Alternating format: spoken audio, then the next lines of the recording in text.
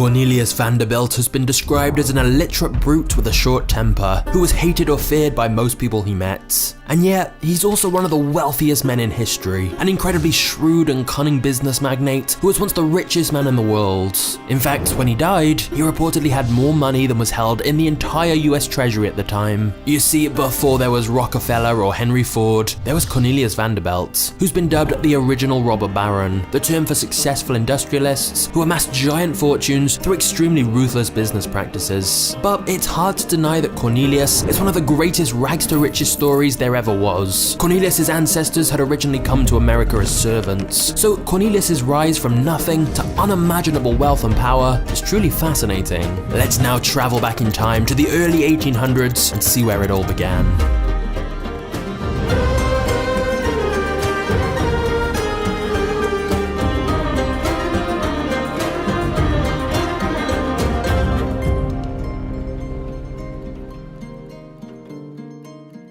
At the age of just 11 years old, Cornelius dropped out of school and went to work on his father's ferry in New York Harbor, which transported goods across the river. After learning the trade, Cornelius wanted to start his own business doing the same kind of thing, which meant he needed a boat. His mother was a farmer, and while she didn't have a lot of money, she had some savings, which she agreed to loan to her son, $100 to be exact, which would be enough for him to buy his own small sailboat.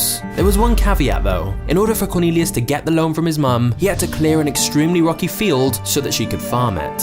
Cornelius had always had an extremely strong work ethic, and so he immediately agreed. But it soon became clear removing so many rocks from the field was going to take too long. So he managed to convince other local kids to help him with the job, and in return, he promised they'd get free rides on his new boats. Together, they cleared the field. So his mum gave him the $100 loan, and Cornelius bought his first boat at the age of just 16. Cornelius then began transporting both freight and passengers between Staten Island and Manhattan. Of course, there was plenty of competition from other ship owners doing the same thing, but Vanderbilt's strategy was to undercut everyone else and offer the cheapest fares on the market. He quickly gained a reputation for his reliable and affordable ferry services. And here's the crucial bit. After repaying back his mother for the loan, he reinvested all the profits he made back into the business. This meant he soon was able to buy another ship, and then another ship, and then another ship. This is basically the capitalist blueprint for success. It's really not that different to how Jeff Bezos built Amazon. You initially live frugally yourself and reinvest all the business profits straight back into more growth, and do this over and over again to build your empire. And because Cornelius worked so relentlessly hard, it wasn't long before he had a whole fleet of ships transporting both people and goods across a variety of different routes. People even started nicknaming him the Commodore. But then Cornelius got an even bigger breakthrough with the War of 1812 between the United States and Great Britain, when the American government gave him a lucrative contract to help transport soldiers on his ships. Somehow though, despite working such long hours, at the age of 19, Cornelius found time to marry his cousin, and later went on to have 13 children with her. Although he wouldn't find time to be a good husband or father, there are many reports of Cornelius neglecting them and having a very unhappy family life. In fact, at one point, he even had his wife briefly committed to an insane asylum. And a few years later, he committed one of his sons to an insane asylum as well, simply because he was having epileptic fits, which Cornelius saw as a sign of weakness and mental derangement. But back on the business side of things, trade was booming, and by the late 1820s, Cornelius had identified how to step his business up to another level: steamboats. He knew the steamboat technology was much more efficient than the ships he'd been using, and so he began investing heavily into buying steamboats instead. And once again, he used the same tactics that he had with his sailboats, initially undercutting every single competitor so that he had the cheaper prices and thus stole all their customers. At one point, he even started offering some boat trips for free. To Cornelius, it didn't matter if he was making a loss on every trip, because his logic was simple. As long as he had more money than his competitors, he could quickly bankrupt them by taking all their customers, and then once they were out of business, he'd raise his own prices to more sustainable levels. These ruthless tactics did indeed bankrupt several other business owners, but in many cases, Cornelius would simply buy their businesses at a reduced price once the ship owners realized they couldn't compete with Cornelius's pricing. There were also a few larger steamboat companies who simply paid Cornelius a lump sum of money to leave the area and not compete on the same trade routes. For example, when Cornelius started operating on the Hudson River, a company called the Steamboat Association, who also operated there, paid him $100,000 to stop operating his ships in their territory. For them, it was cheaper to pay pay Cornelius off than try to compete with his low prices. Of course, every time Cornelius got a big payout like this, or he bought out a competitor at a discounted rate, his own fleet just got bigger, and thus his power and wealth increased further. To Cornelius, making money was a game, and he was determined to win. However, even as Cornelius's wealth grew, he would always be considered an outsider by the wealthy elite. His lack of school education didn't help there either, as Cornelius struggled to write properly, and the way he looked and spoke was certainly not how most of the upper class looked and spoke. But Cornelius used his working class beginnings to his advantage. He advertised his ships as the People's Line, affordable ships for normal everyday people. But Cornelius was never content with what he had, and in 1949, Cornelius identified his next big moneymaker, the California Gold Rush. Now, you may have heard the stat that the people who got the richest during the gold rush were often the people selling the pickaxes, not the people actually looking for gold, because there were so many people doing that. But if you want to know who got the richest of all from the gold rush, it was the ones transporting people to get there. You see, after gold was discovered in California, literally hundreds of thousands of people were traveling there hoping to get rich. The largest mass migration in American history. But California wasn't yet linked to the rest of the country by rail, and Cornelius wanted to cash in on this, so he immediately began offering boat trips to California. Of course, several other people did this too, but where Cornelius differentiated himself is that he found a new route to California via Nicaragua, which was about 600 miles shorter than the route via Panama everyone else was using. He agreed an exclusive deal with the government of Nicaragua, and as a result, Cornelius's trips were faster and cheaper than the competition, and thus he attracted far more customers. As more and more people flocked to the gold rush, it was Cornelius who was cashing in on every single trip. But in 1853, Cornelius did something that he'd basically never done before. He took a vacation. He was about to turn 60 years old, and had been working pretty much non-stop ever since he was a kid. So he decided to finally have a proper break and bought a gigantic yacht to go on a tour of Europe with his family. And immediately, everything went wrong. He'd left management of his new transport business in Nicaragua to two men called Morgan and Garrison, who were partners in the business. But they ended up betraying him and making a shady deal with the new president of Nicaragua, a man named William Walker, who'd forcefully taken charge of the country. The deal basically meant Cornelius's exclusive rights to operate his ships throughout the country would instead be given to just Morgan and Garrison instead. When Cornelius found out, he sent them one of the shortest and most ominous letters ever. "Gentlemen, you have undertaken to cheat me. I won't sue you, for the law is too slow. I'll ruin you. Yours truly, Cornelius Vanderbilt." And that's exactly what he did. Cornelius immediately set up another transit company nearby and used his classic trick of offering ridiculously low prices to steal customers. He then refused to transport passengers to or from Nicaragua to create a blockade of the country. He also convinced the nearby countries to not recognize Walker's new government, and eventually he helped start a war to completely overthrow the new government in Nicaragua. Basically, as Cornelius had stated in his letter, he had completely ruined those who had crossed him.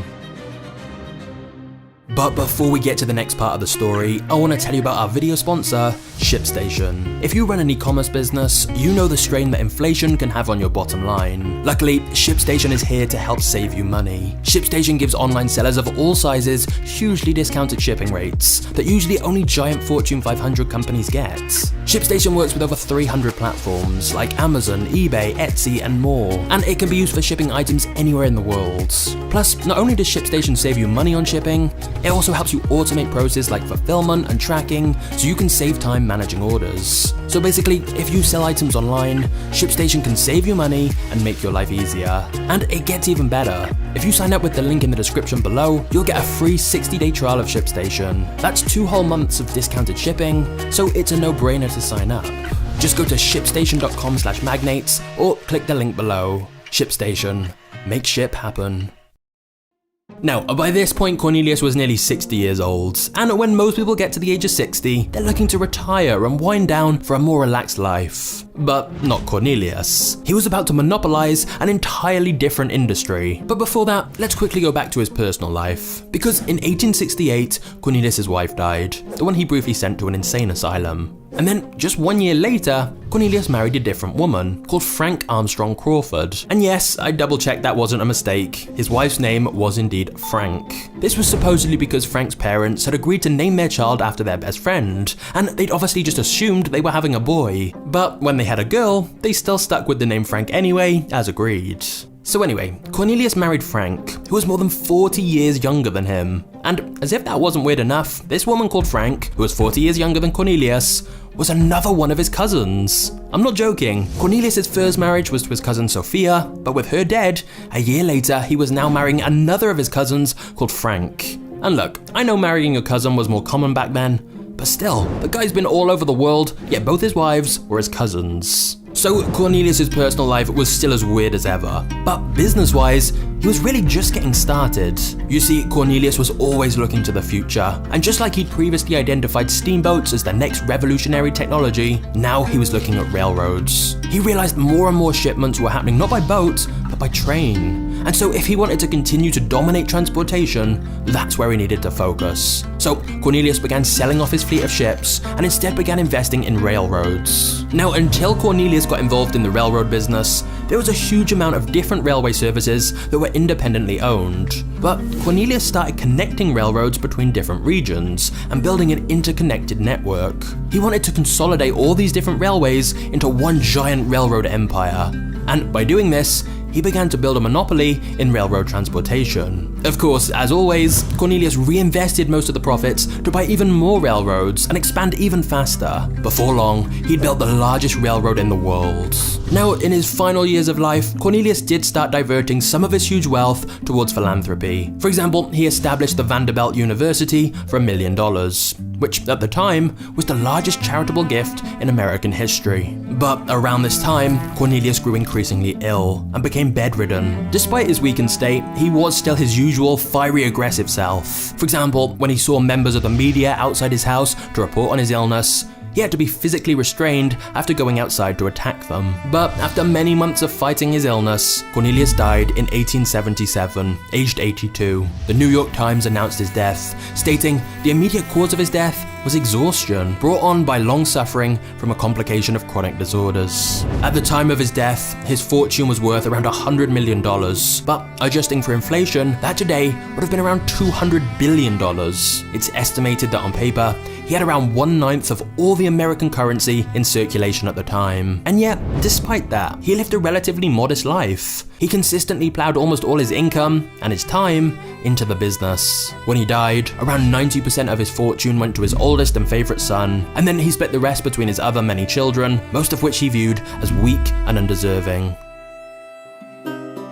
Cornelius Vanderbilt was clearly a polarizing figure, hated by many, but normally with a grudging respect. Even his enemies would have to admit that he drastically improved and expanded transportation, first through sailboats, then steamboats, and eventually railroads. And in the process, he'd helped connect different parts of the country together, allowing for much easier transport of both people and goods and at an affordable price. In many ways, he shaped the American economy more than any other entrepreneur had before him. And it's quite amazing that he turned that initial $100 loan from his mum into a fortune that very few other people in history would ever match. However, if you want to find out the historical person who was even richer than Cornelius, just click this video right here. Trust me, this one is a really wild ride. I'll hopefully see you there. Cheers.